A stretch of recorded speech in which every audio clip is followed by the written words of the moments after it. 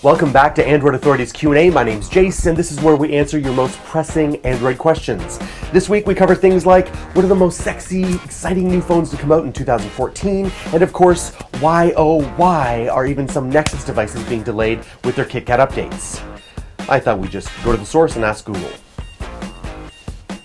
Okay, Google, what is going on with Nexus devices and their KitKat updates?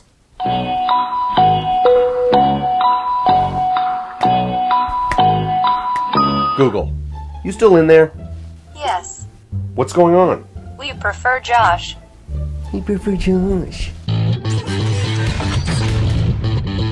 So right off the top, let's talk about KitKat updates, specifically Nexus updates. I know that many of you liked the video we did about why Android updates take so long, but many of you said that still doesn't explain why Nexus devices are still receiving a delayed update.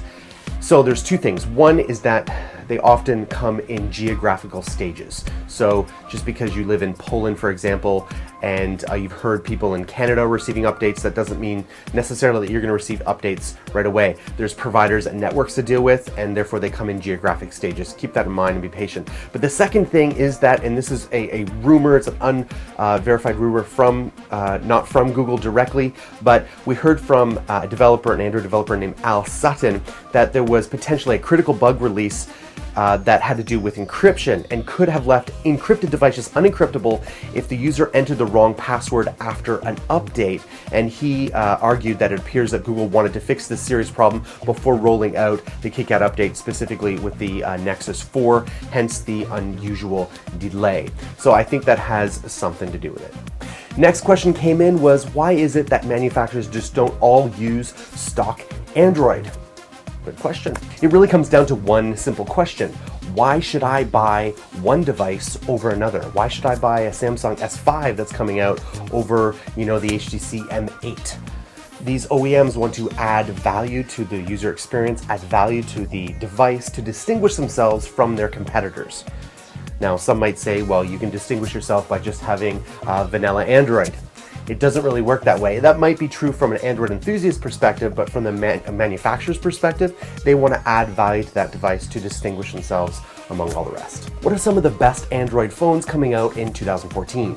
Well, there's a lot, but I wanted to talk about two today, and one is the successor to the HTC One, codenamed now the HTC M8. It's a rumor right now, no official confirmation, that it will pack a 5 or 5.2 inch screen and RAM of 3 gigs. The phone reportedly boasts a 2K resolution of 2048 x 1080, and a Qualcomm Snapdragon 2.2 800 processor apparently powers the handset. And of course, many people are looking forward to the Samsung S5.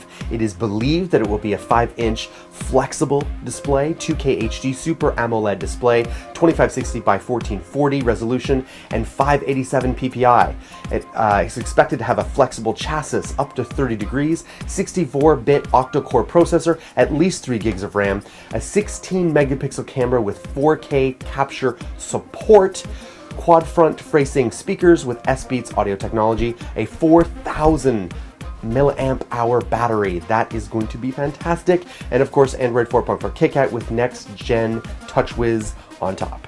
Next question came from Bruno, where he asked about the best stylus, pressure sensitive styluses for Android devices. So Bruno, I did some research on this for you, and I found that great reviews about the Incipio and Griffin technology, but they aren't specifically pressure sensitive. The Griffin one got great reviews, said it was highly sensitive, but it didn't specify that it was pressure sensitive. It was a bit coy about it. But there's two articles I wanted you to check out. One from Android Authority that goes into the S Pen in detail. Of course, that is pressure sensitive.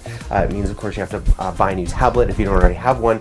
But the second one was about the Xperia Z Ultra, and this is compatible with any pen or pencil that can conduct electricity. You can use it then as a stylus. I thought that was really cool. So the last question comes from Alicia Yigley. Alicia said, how do I fix my cracked screen tablet? I'm sorry to pass on some bad news to you, Alicia, but we found that we bought this for $209 when it first came out, and to replace it after labor and parts, it would be about $150 before taxes. Ouch. So what I can recommend to you is the following. This is the case that I have for my Galaxy Note, and it's very, it's an Otter shell.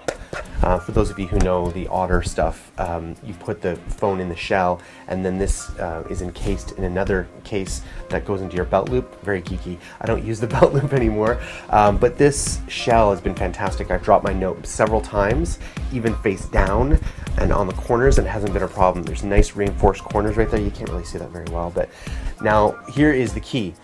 On this case, there is a bevel that comes around the side. It's very small, but it is enough that if it were to drop right on the screen side, flat down, most of the weight would be bared by the edge of the bevel, not the screen display itself. And I think that's the reason why I've dropped this numerous times and it hasn't cracked.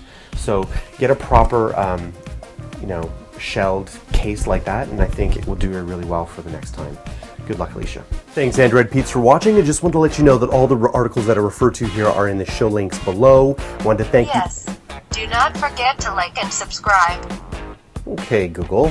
I guess you're not evil. You are a fat Bruce Willis. Hey, listen.